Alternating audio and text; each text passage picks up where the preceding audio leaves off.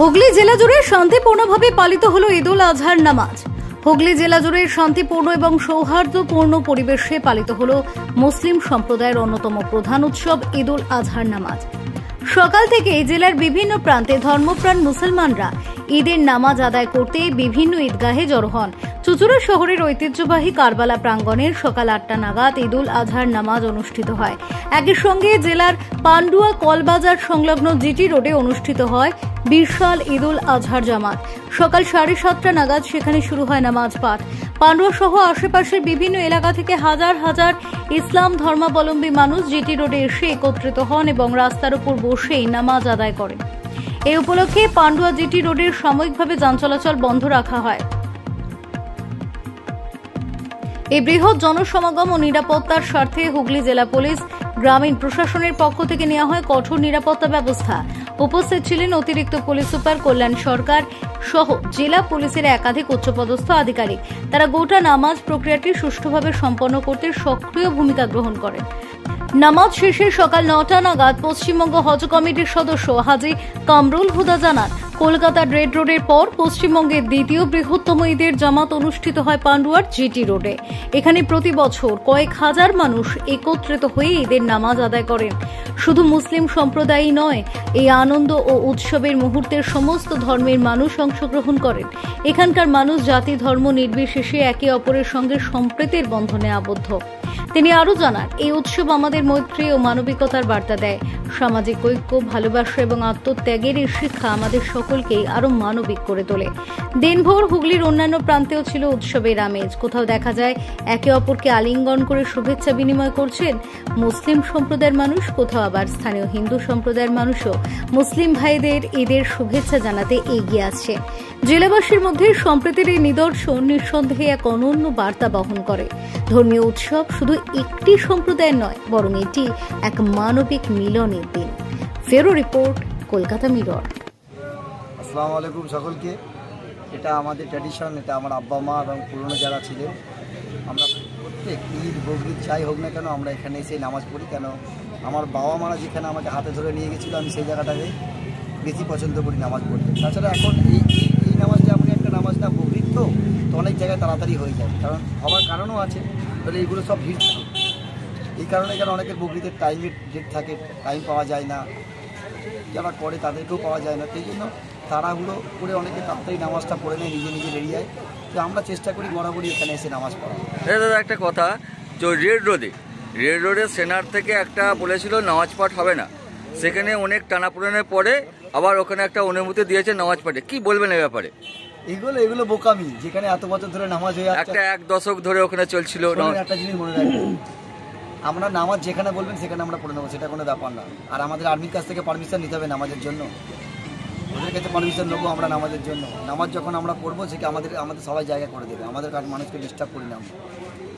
পান্ডুয়াবাসীর সঙ্গে আজকে কি দেবেন আপনি বার্তা? এটাই দেবো যেন সবাই ইয়াং জেনারেশন যারা আছে তারা যেন বাড়ির ফ্যামিলির সঙ্গে থাকে। এখন প্রচুর দুর্ঘটনা ঘটছে বাইক ফাইক নিয়ে, তারা এখানে না বেরিয়ে ফ্যামিলির সঙ্গে থাকুক, এটাই আমি বলবো। হ্যাঁ সাহেব, আজকে পান্ডুয়ার বকরি ঈদের ঐতিহ্যবাহী নামাজ শেষ হলো, তো কীরকম লোকজনের সমাগম, কীভাবে সবটা সম্পন্ন হলো? দেখুন, এটা পশ্চিমবাংলার সর্ববৃহৎ যে নামাজ হয় মাঠ এবং রাস্তাকে কেন্দ্র করে, সেটা রেড রোডে হয়। রেড রোডের পরে দ্বিতীয় বৃহত্তম যে নামাজ হয় সেটা পান্ডুয়া শরীফে হয়। পান্ডুয়া এখানে প্রায় 25,000 মতো মানুষ সমাগম হয় ঈদের নামাজে। একত্রে বসে নামাজ পড়ে, একত্রে নামাজ পড়া হয়। নিরাপত্তা ব্যবস্থা কী ছিল? নিরাপত্তা ব্যবস্থা খুব সুশৃঙ্খলভাবেই ছিল।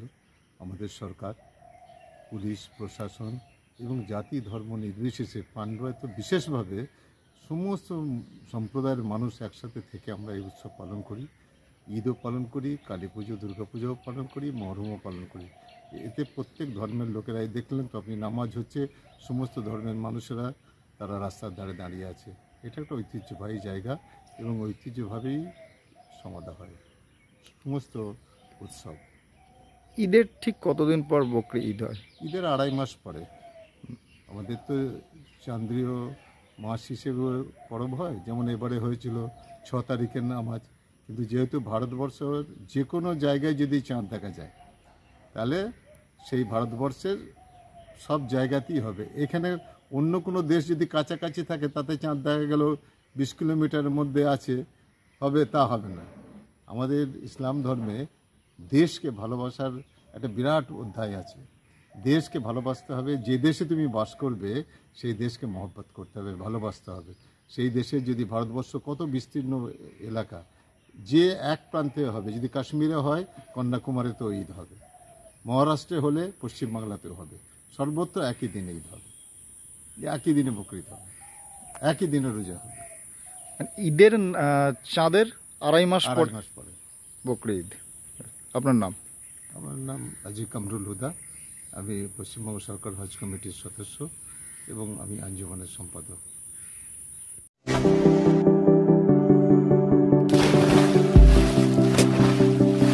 Fasten your seatbelts as you take a tour around your marine wonderland.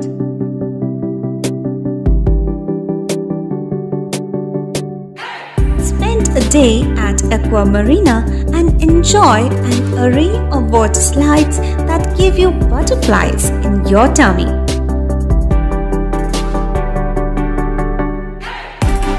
Aqua Marina is a holistic weekend destination for friends, family, and couples and offers magic to soothe your body, mind, and soul.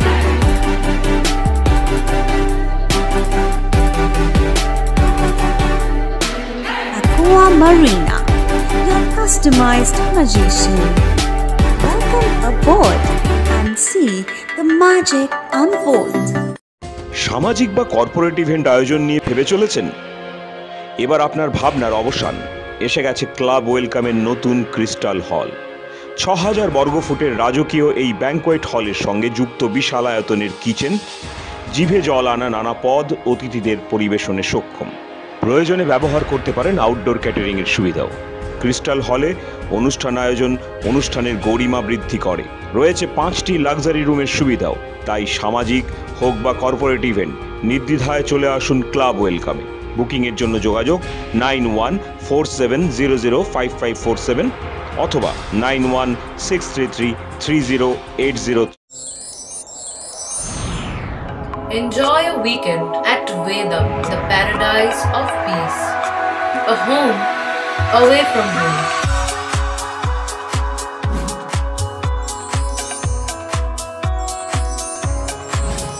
See yourself resonating with the nature. Vedam welcomes you to create your best memories.